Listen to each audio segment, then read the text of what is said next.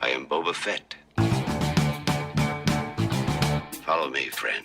I see why they call you the best bounty hunter in the galaxy. You can't beat me. I'm Boba Fett. I'm the greatest bounty hunter ever. Oh, yeah. I didn't see that one coming, did you?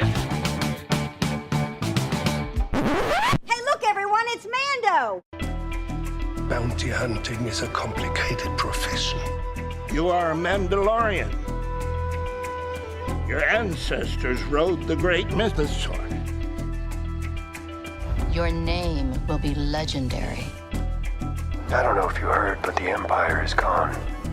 We have you 4-1. I like those odds.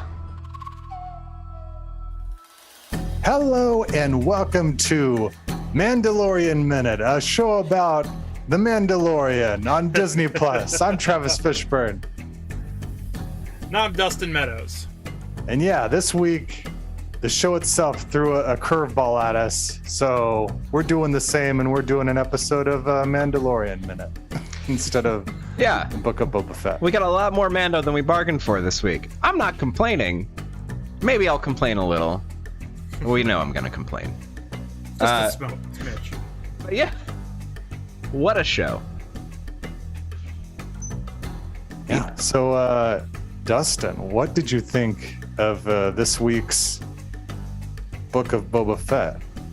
I mean, like we talked about last time, I think it was pretty obvious that we were going to see The Mandalorian this week. And I didn't get to see the episode until probably a day or two after it aired, so I already knew it was like, oh, it's a lot of Mandalorian. I did not expect it to be all Mandalorian. Like, I was like, oh yeah, we'll probably get like maybe 15-20 minutes of Mandalorian stuff, and then it'll cross over. I was like, no, they will literally push it until the last possible second before they're like, oh right, we have to connect it to this other show. Right. That being said, I mean, it was still a good episode. I dug it. It was great to see Mandalorian again, old Darren Jin, or Jin Darren, whatever it is. I think it honestly could have been trimmed down a little. I feel like the episode itself wasn't long, but I felt like they took longer on some unnecessary things after like the halfway point. It's like this the ship fixing montage does not need to be this long. Like, it was why quite long. Like, yeah, it was inordinately long. It's like, why are we spending 5 minutes on them fixing up this old Naboo starfighter? Like, this is too much. It was fun. It was fun. Aside from it being a little long, I liked it overall. I liked that we got to see the armor, Paz Vizsla again.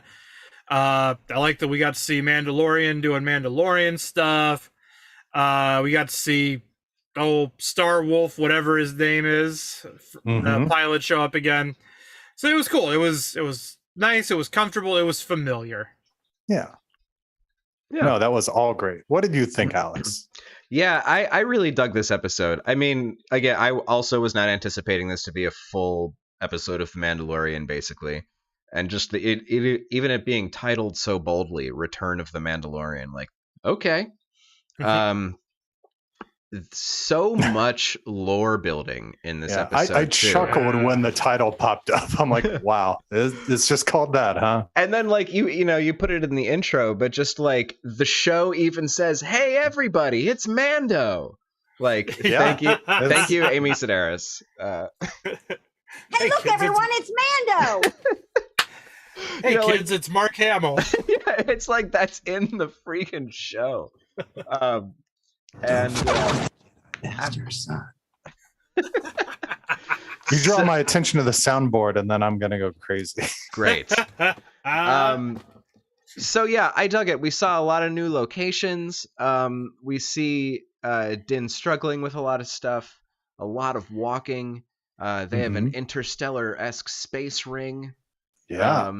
Right. That's funny. You mentioned Interstellar. Yeah, that's true. There isn't one in Interstellar. Everyone else, I mean, me included, I thought of Halo, the video game. Oh, see, I've never played Halo in my life. I thought of Elysium. Oh. Is there also Space Circle in Elysium?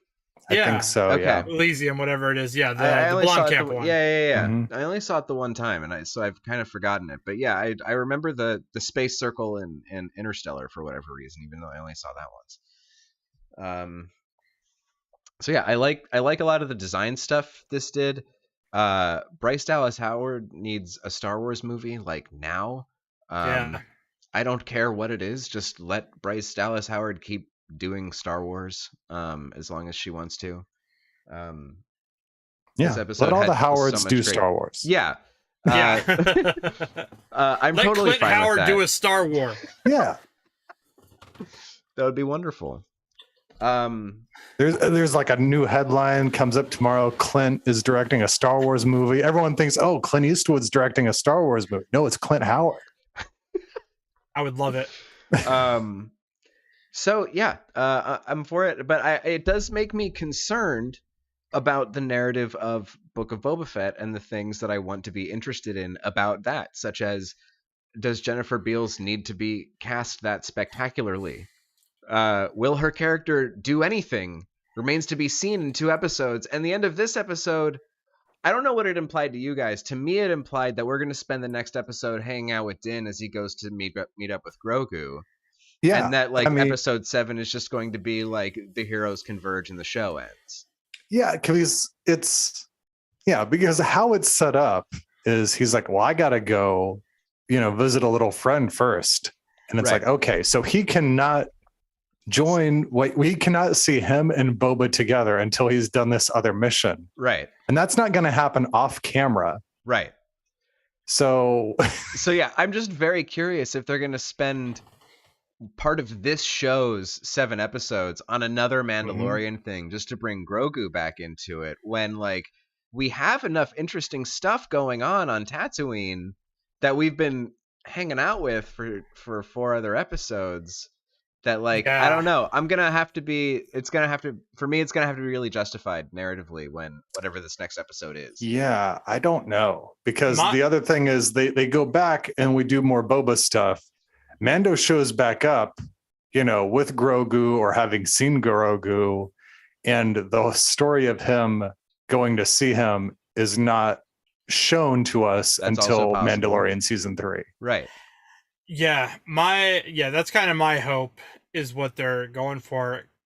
Have they announced a season 2 of Boba Fett yet, or no? They just I think they just want us to assume that they will keep making this show in whatever form. Because, okay, but I think the Venn diagram overlap of Mandalorian and Boba Fett watchers is nearly a circle. Yeah, okay. So no one's come out like Lindelof and with Watchmen been like 1 season and we're done on this. No. Okay, if that's the case, yeah, I'm totally fine with the second thing happening where Mando shows up after however long they've been gone for the last 2 episodes, and this continues, and then we see what happened in season 3 of Mandalorian. Yeah. That's what I'm hoping for too, but we'll see.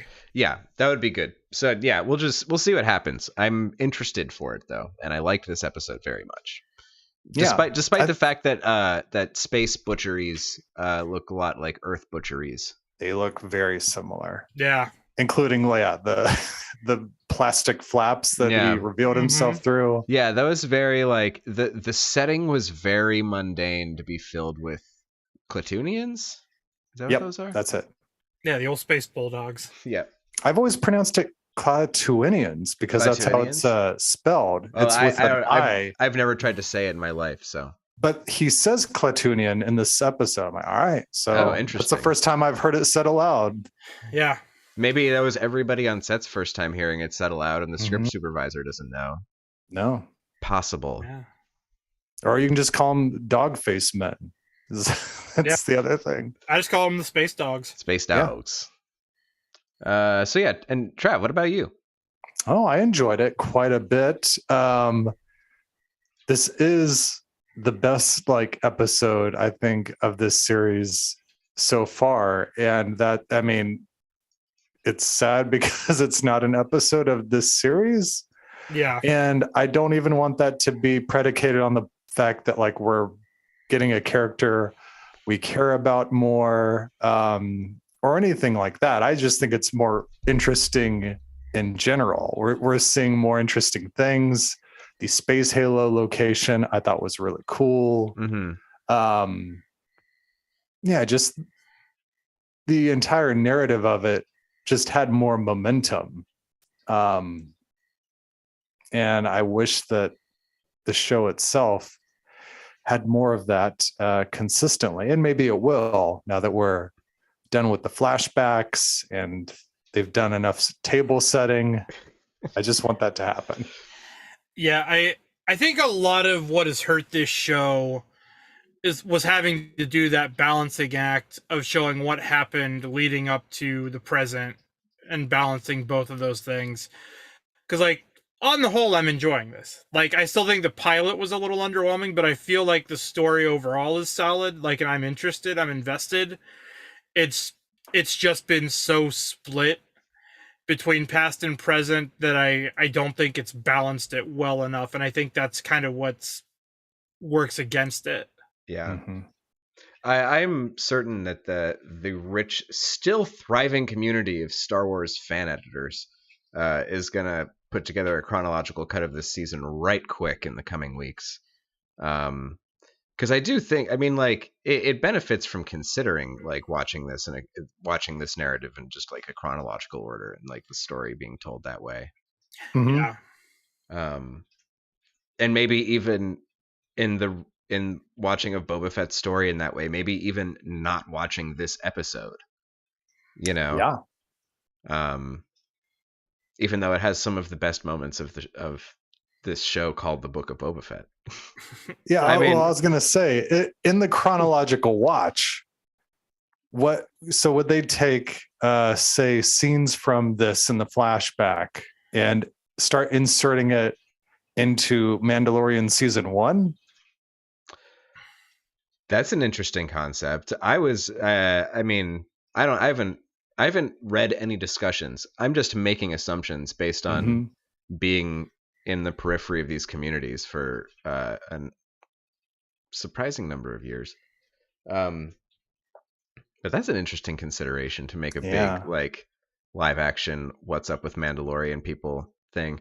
And almost certainly, like, are we expecting I remind me of things, you know, do we think Bo-Katan is going to be hanging out in the Ahsoka show? Yes. Okay. In that, maybe, I don't know. Like, if we get more live action flashbacky Bo-Katan and then, like, weaving that stuff in. I mean, but, like, I don't know if necessarily in the Ahsoka show, but in a show. She'll be around. Yeah. There's too much invested. This episode did some amazing lore stuff. Like, was seeing the Night of 1,000 Tears. Mm-hmm. Yeah. And, like, a scene from Terminator, except it's like KX droids and probe droids. That was honestly, that might have been my favorite part in the show, right outside of the opening scene. Yeah, like, just because it was so good and just like full on Judgment Day vibes. Yeah. Yep.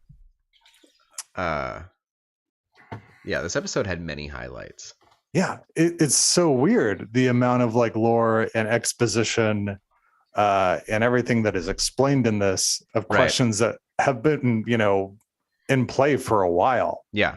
Ever since, like, the end of season 2 of Mando, where it's talked about the dark saber and how it has to be won in battle to be used correctly, and everyone's like, but wait a minute, she was given the dark saber before, so how do you explain that? And the armor goes into that, and it's like, yeah, she did it wrong. So she's obviously trying to atone for that mistake by winning it from Moff Gideon.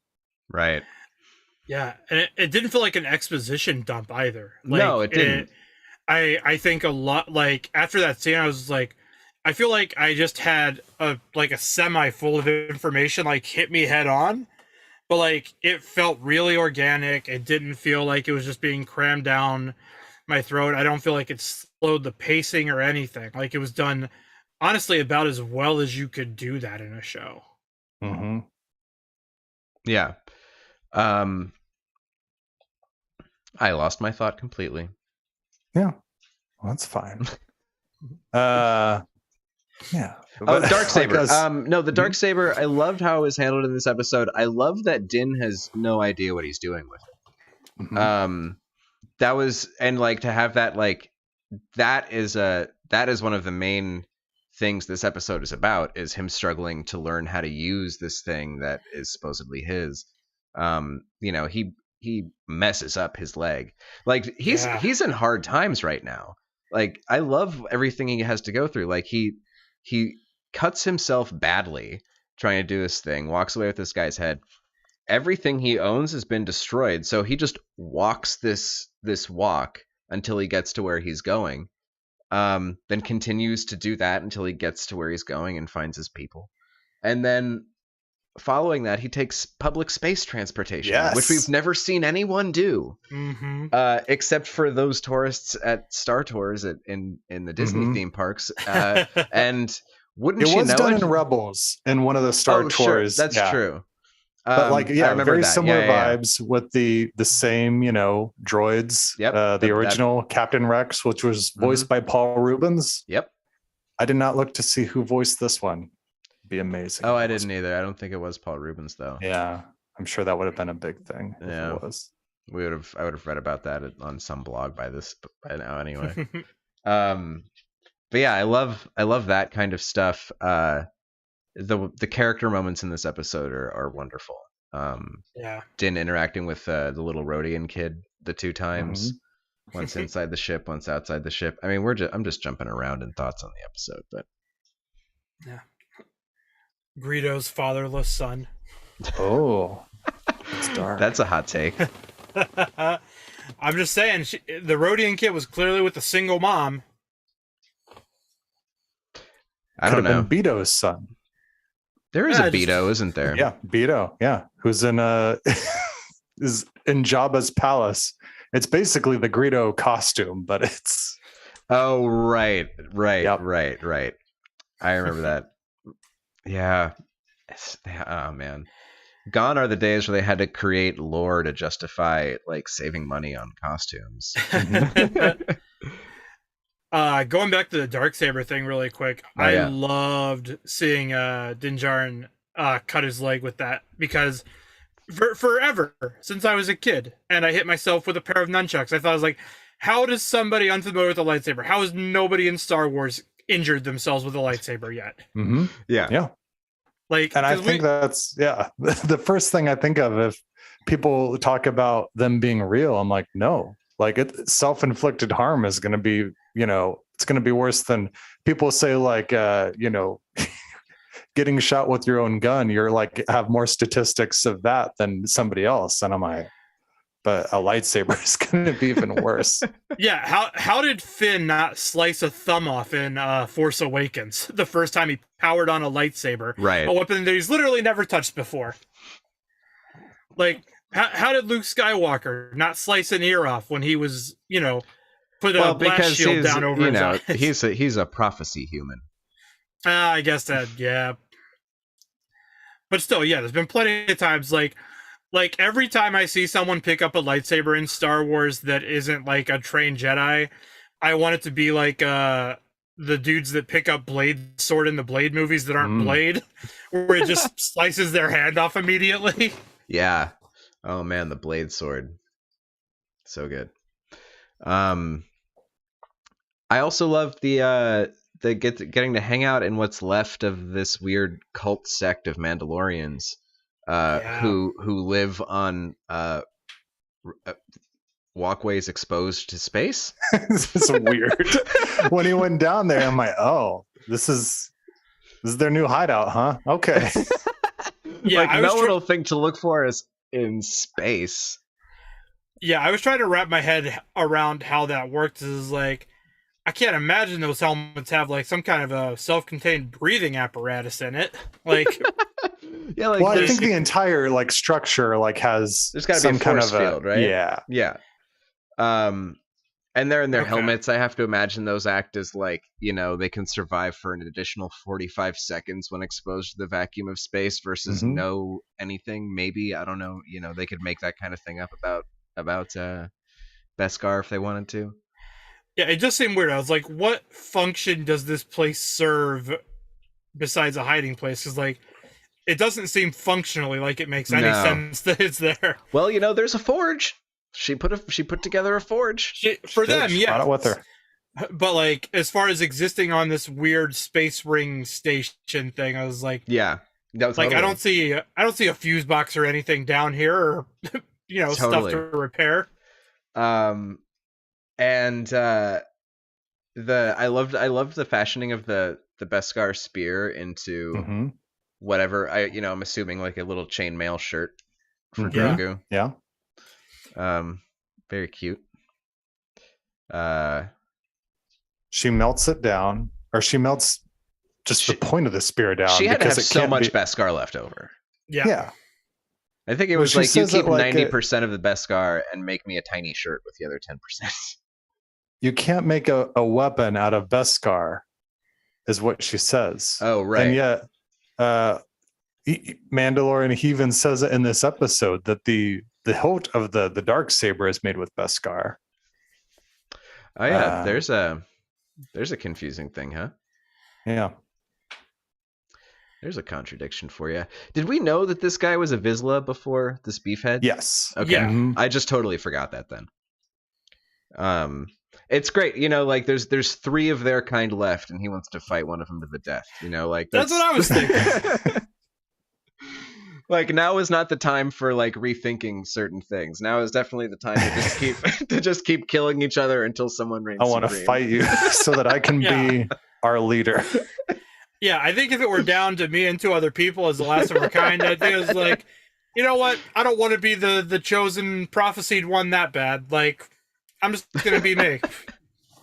Yeah, and like that's the choice he makes, and then they're down to 2 because they're just like, no, you got to get out now. Like, yeah, because then she asks the question about have you taken your helmet off? And he's like, well, I did. And he's a man of integrity. Well, you're not. Yeah, you can't do this anymore. You're out.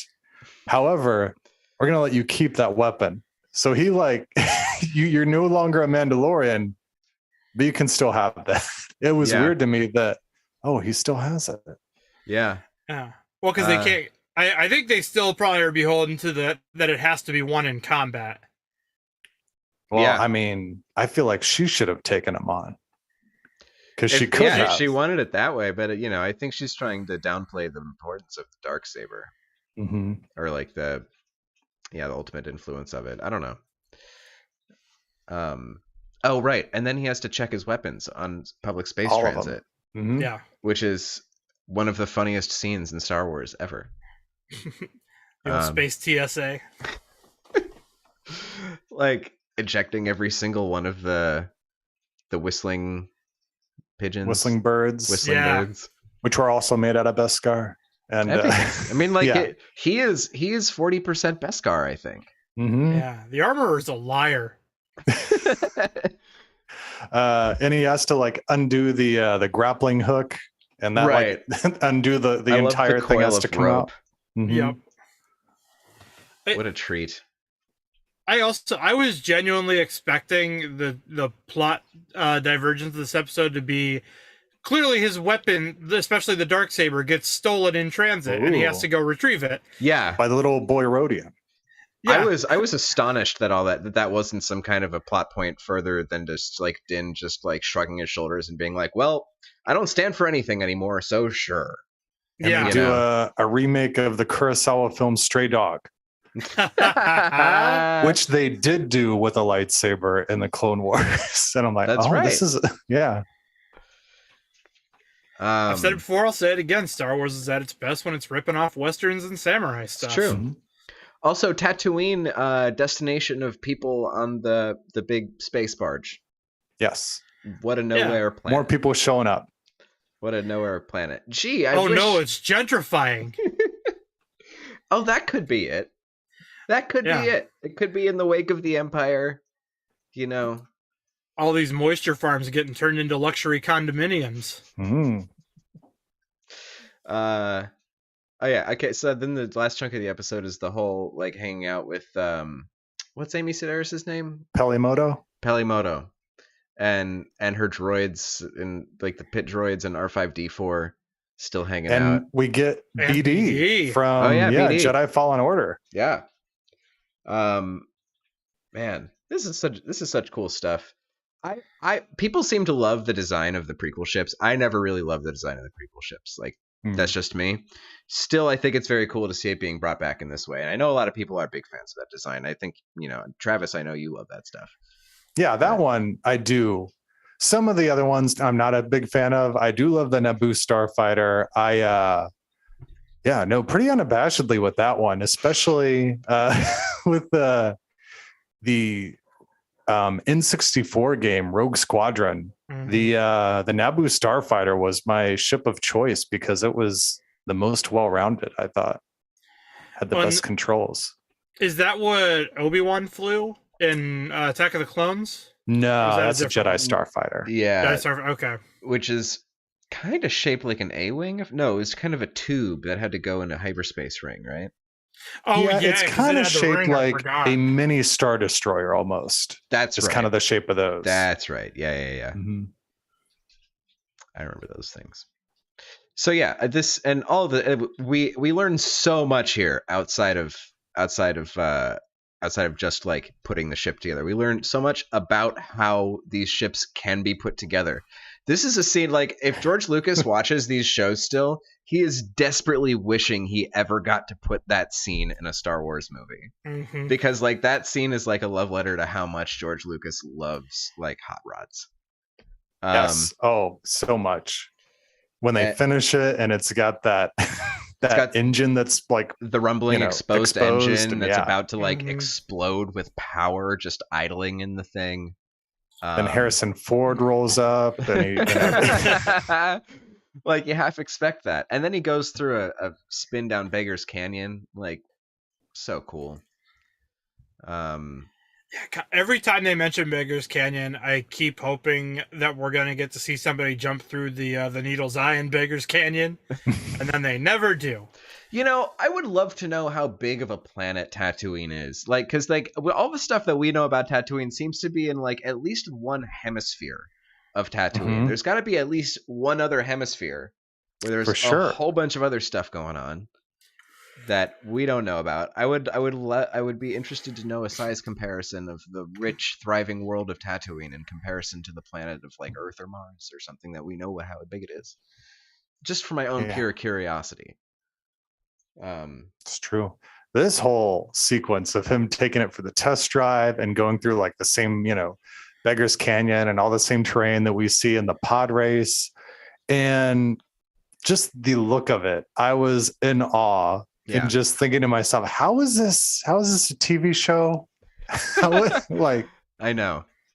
The quality was astounding. It's not TV, it's Disney Plus, baby. That's it. That's copyrighted, right? It's not TV, it's HBO. And move on. I feel like it has to be. Move on. It's not delivery, it's DiGiorno.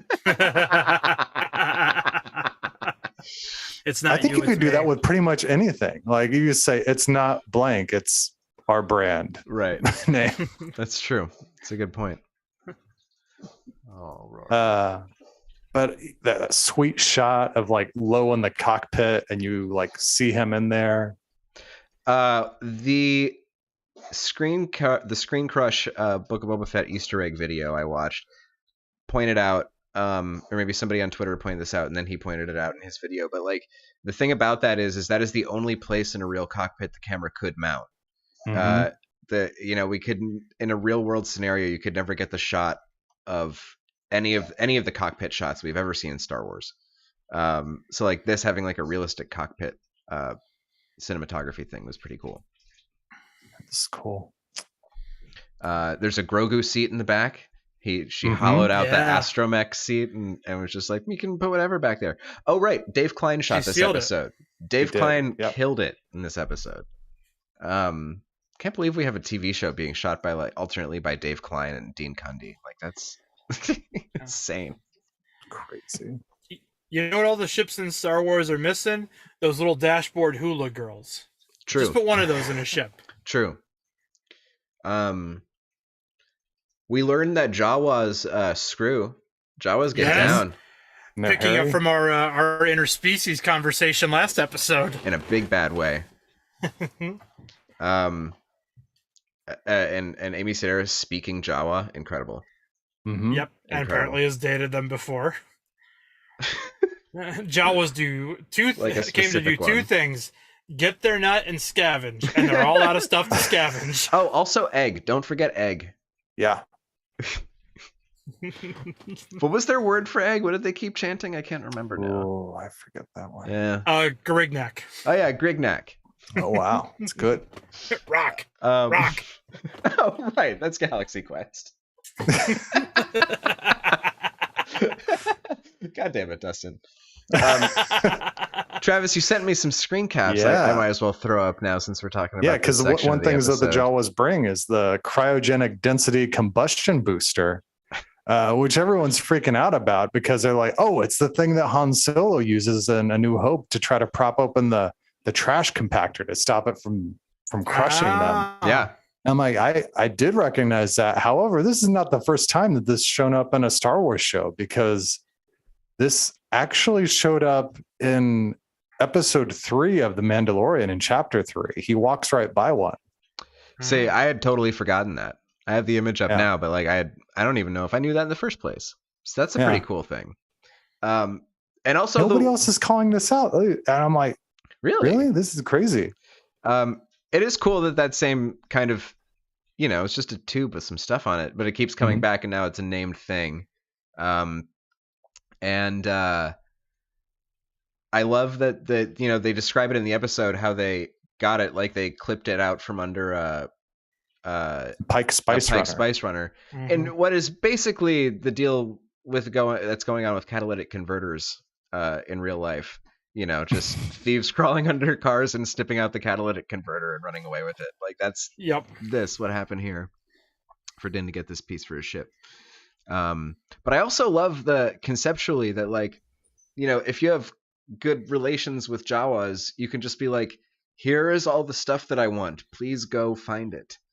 And then they just do whatever. And if you don't ask them questions, you just have your stuff. Yeah, see, the trick is, now if Boba Fett had slept with the Jawa before, they wouldn't have stolen all his stuff. True. It's true. Gotta wonder if it's a different tribe of Jawas or a different little caravan. Yeah, possibly. I mean, they were on another world. They had different colored eyes. Those are the red-eyed Jawas. These are classic yellow-eyed Jawas. Yeah, that's fair. Good point. I forgot about the red-eyed Jawas. I forgot about Maybe that. They was get a the red world. eyes from eating the egg. It's like Dune. Oh, yeah. They get the red eyes from sinning too much. Those Jawas really are known for their brothels more than their tech. Also, this ship is really cool, but it's completely impractical for a bounty hunter. Totally. That was the first thing I thought. I'm like, you're gonna give him like this little skipper instead of like the thing he can use to carry literally anything. Yeah, more than bounties. himself. Well, if all he's gonna do is like cut someone's head off, he can just put them in that droid port. That's true, but where does he poop? That's the big question. Yeah, what if it's... We learned very early where he pooped in the Razor Crest. Yeah.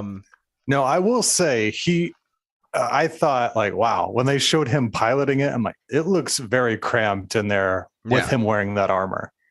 Yep. So what if he has 3 heads? What if he has 3 heads? Just bungee cord him down. Well, I mean, like 3 heads to return his bounties. Okay, that makes more sense. Like, what if he had 8 heads? What if he had 8 heads in a duffel bag? We would have Joe Pesci in there. Joe Pesci could probably fit in that little droid port. I think I think he could. Oh, I would pay to see just Mando and Joe Pesci cruising across the galaxy. What would Joe Pesci have to say about space? A lot.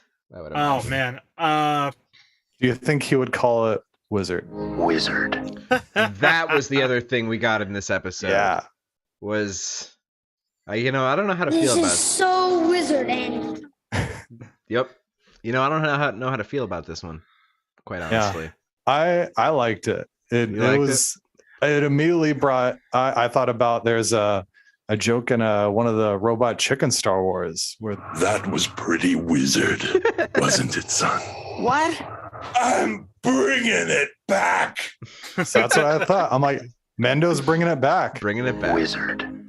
I'm bringing it back.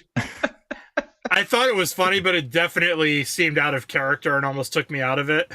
I feel like I watch a version of the prequels because I watch an edited version, a fan edit version of the prequels. I think the version I watched omits wizard. Oh no! So the version I would watch would be adding more wizard in there. The wizard cut. I think like it's also him. Like say, somebody like gives you like in real world, like you drive a hot rod that's from the 50s or 60s. And I don't know, like what's some slang from back then that you would say? Daddy-o. Yeah, like that was sweet, Daddy-o. Yeah. And you're saying it in like in kind of a tongue-in-cheek way, which is I think is how that was meant to be played. Yeah. That's fair. I will be okay with it if he incorporates McClunky into his vocabulary on a regular basis. Hey, Mando, what happened to your leg? McClunky. McClunky. McClunky. Ichuta. George Lucas gives and he keeps on giving. Oh yeah, and he basically has a nitrous, like a Nox booster button in the thing now, which is how he escapes when he wants the authorities. When he pulls up on Vin Diesel or Paul Walker. Yeah, it was really weird that right before he left Pelimoto's spaceport, he looked over and told her that he lived his life a quarter mile at a time. Or I guess a quarter parsec at a time. Yeah.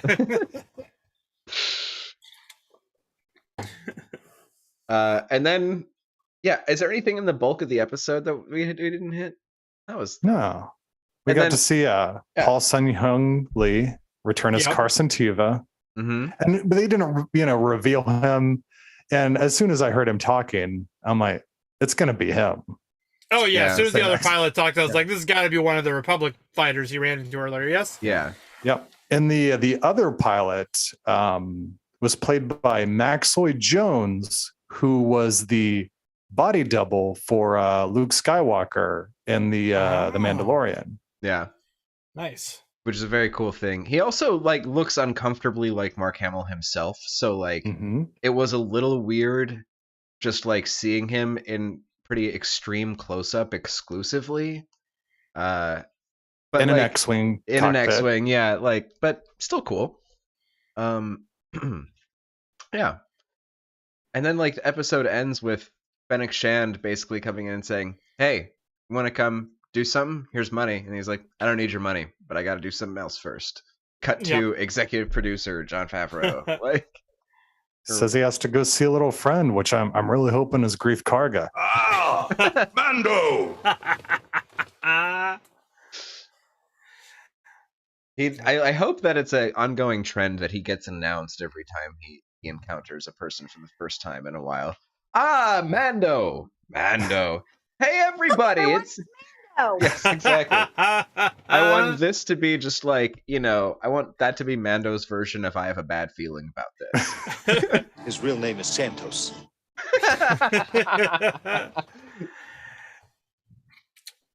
The Mandalorian just becomes this universe's Norm from Cheers. That's where it goes. Yes. Oh. Yes. I just really hope in the next episode, Mando meets up with Boba Fett. They do the Predator handshake thing. Yeah. And then they just look at each other and go, "One last ride." And then they look over and Grief Karga's right there and he's like, "This is my thing." You know what? So we spent so much time on Tatooine now that what I actually want is a show not unlike the fake show within the Star Wars Holiday Special that B. Arthur sings in. Just kind of just Star Wars Cheers. Yeah. Just at this point, just give us a show that hangs out in a club where the band plays and stories unfold. It could be an anthology show about whoever's in the club that week, or basically, it could be whatever. It's a very versatile thing. Just give us a cantina or club show. Most Tales from the Mos Eisley Eisley Cantina. Yes. I would so much prefer that kind of stuff to as maybe more like slight Star Wars storytelling to things like Star Wars Visions, which we were just discussing a little bit before the show, but like I didn't respond to super strongly. But like, yeah, give us more fluff, but versatile fluff. Yeah, what's the Mos Eisley underground hip hop scene like? Yes, that is a valid question that I would love to hear the answer to. Where are all the Mos Eisley record stores where a bunch of white dudes won't shut up about jizz music? Right. I would love to learn how people consume music in the Star Wars universe. Let's talk about that. I'm glad you said music. Yeah, how do you take your jizz? Orally? But like, AUR orally? Right. Through your ears. Orally. Or through the mouth. Wow.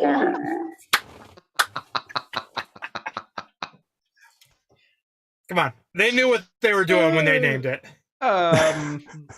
Did they? No one did that on accident. That's probably true. I'm just saying, Deep Throat existed when this movie came out. Is there someone that could be finger pointed for jizz music?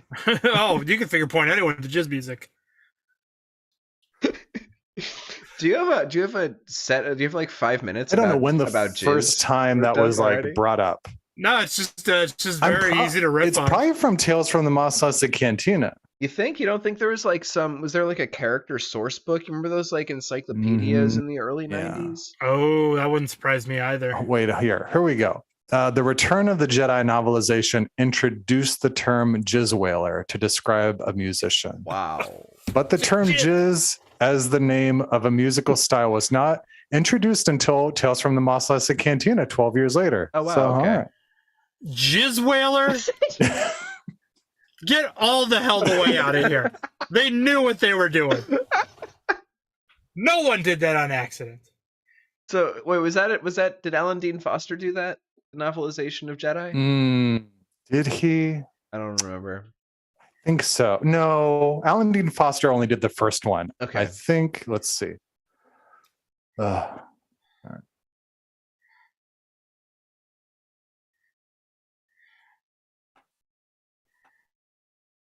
No, they knew what they were doing the same way that rowboat people knew what they were doing when they termed the captain of the boat the coxswain. Is James Caan wrote Return of the Jedi? Not. Ooh, versatile. Yeah. Man, he didn't have to do it to us, but he did. Look how they massacred my boy. I love for the briefest moment where my brain believed that James Caan like moonlighted as like writing novelizations of popular films and came up with the term jizz whaler.